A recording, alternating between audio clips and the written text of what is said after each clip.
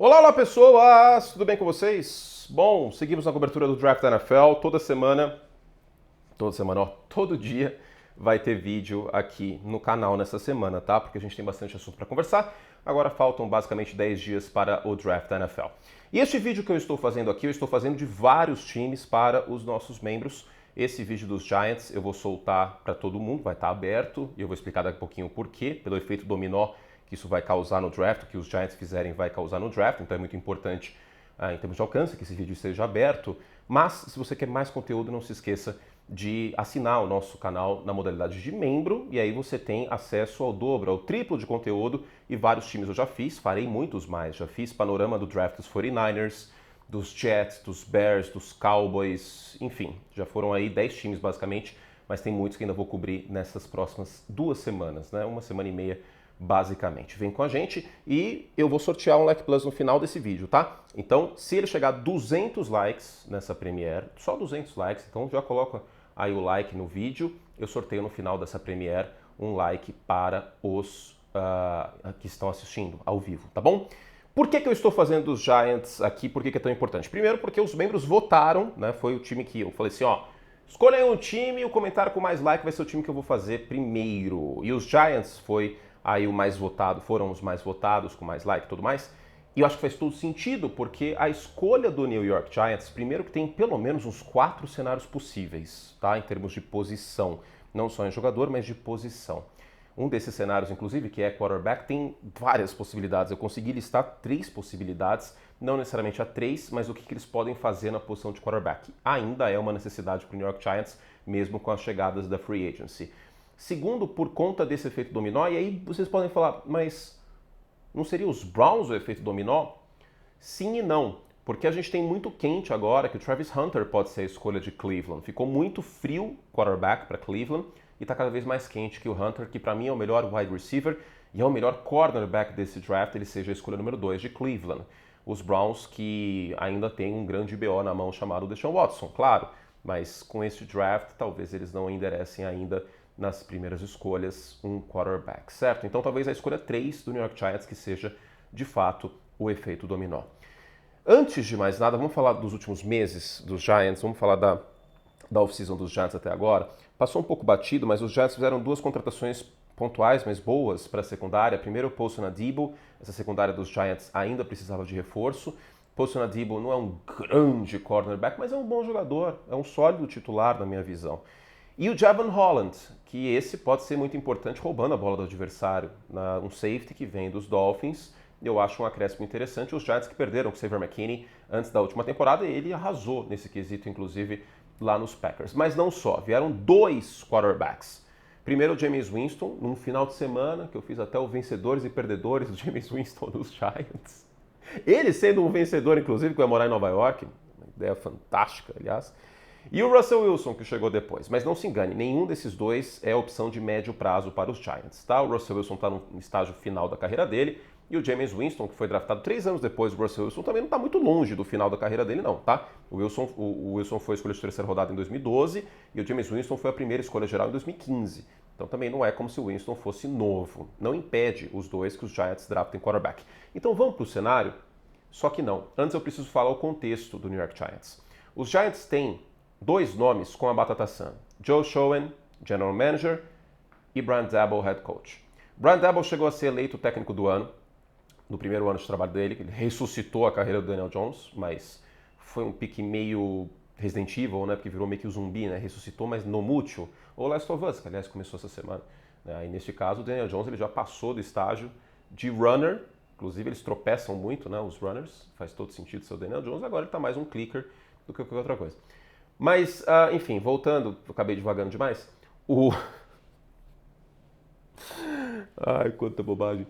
O Joe Schoen e o Brian Daboll, eu tenho certeza absoluta que o dono dos Giants, o John Mara, ele chegou para esses dois e falou, beleza, a gente não vai mandar vocês dois embora, mas se virem, a gente sabe que vocês herdaram o Daniel Jones, vocês não tiveram um quarterback para chamar de seu, se virem, arrumem um quarterback.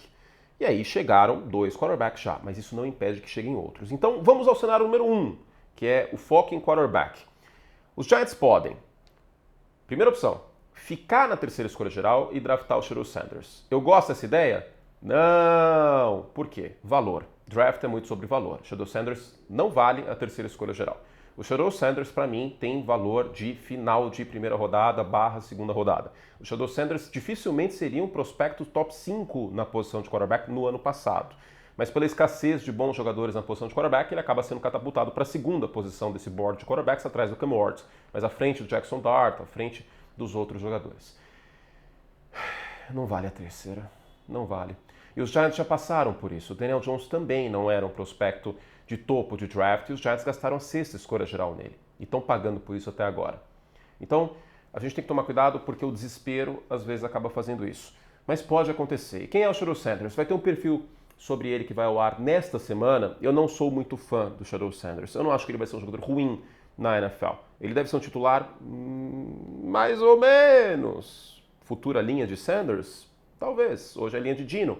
E, aliás, o jogo dele em alguns momentos me lembra o Geno Smith, mas o passe em profundidade do Geno Smith no perímetro eu acho que é um pouco melhor. Existem muitas comparações, inclusive, do Sanders com o Ted Bridgewater saindo aí do college e indo para a NFL em 2014. Eu acho que não é um quarterback que tem um teto muito alto. E jogando numa divisão que você tem aí Jayden Daniels e Jalen Hurts, não é o Shedeur Sanders que vai dar conta do recado. Pelo menos eu acho isso hoje. Pode ser que eu queime a língua, mas valor aqui não tem. E qual é a segunda possibilidade? A segunda possibilidade é passar o Shedeur Sanders, pegar outro jogador aí na escolha número 3. Daqui a pouco eu falo sobre os outros cenários da 3, tá? Mas na posição de quarterback, o outro cenário é o New York Giants subir para o final da primeira rodada, caso o Jackson Dart esteja caindo, por exemplo.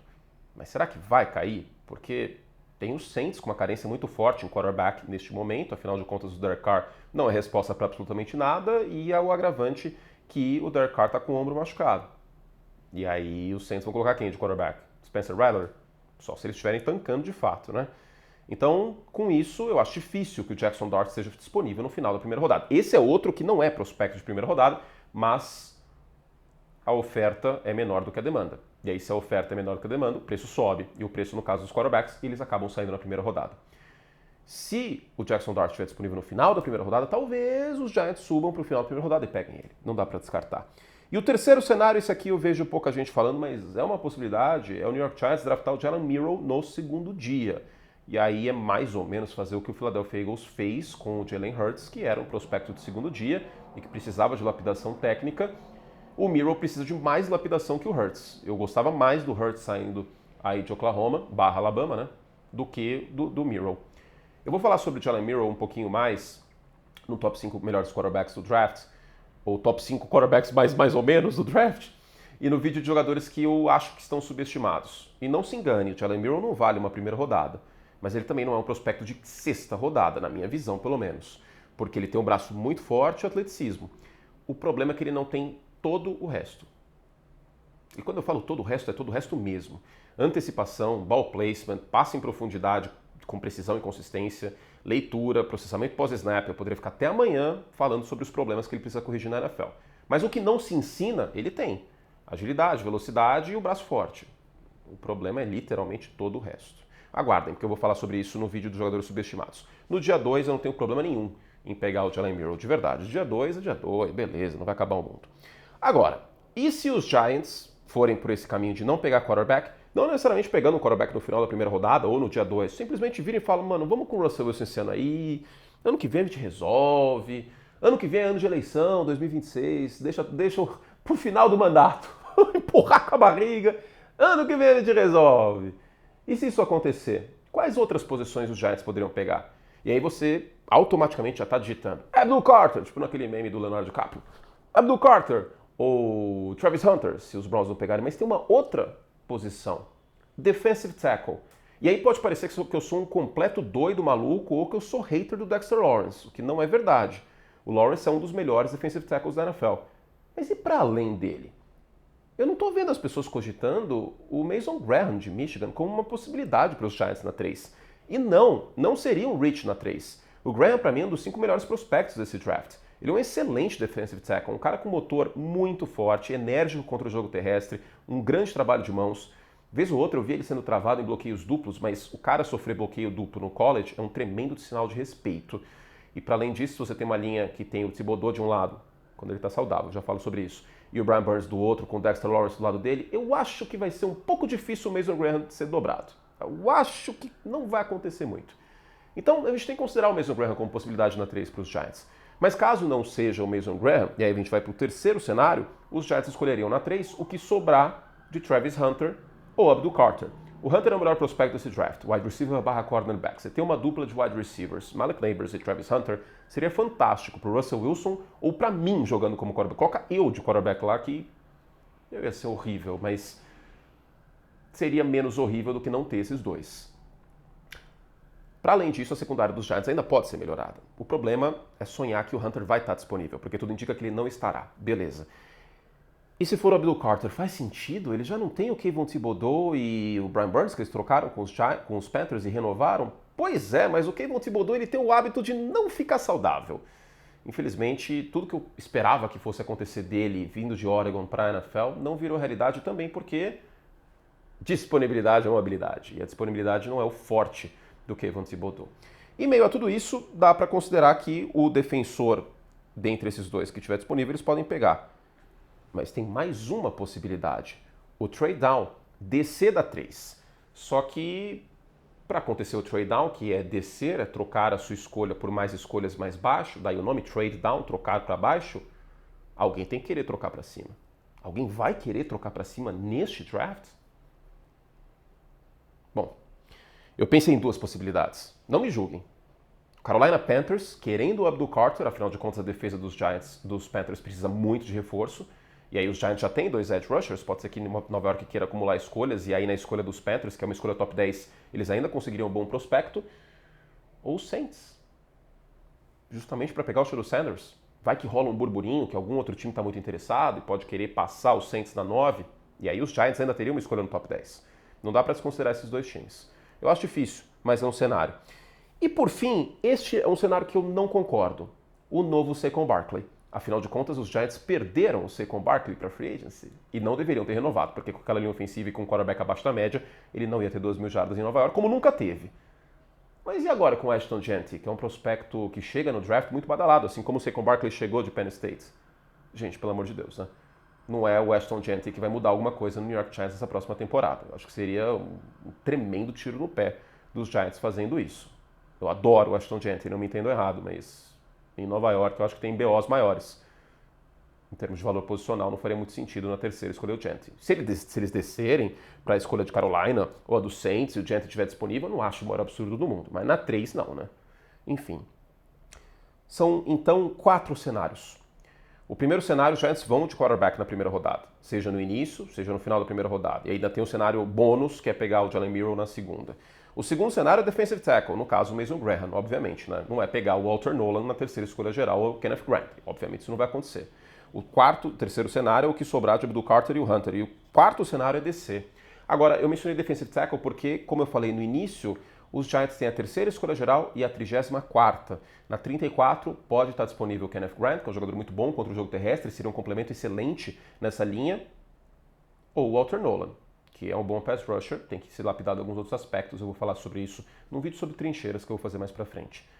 Vejam, tem muitos cenários possíveis então para o New York Giants, e dependendo do que acontecer, pode operar um efeito dominó nesse início de draft. A primeira escolha para mim está travada, é o Cam Ward, e a segunda eu estou considerando travada também Travis Hunter.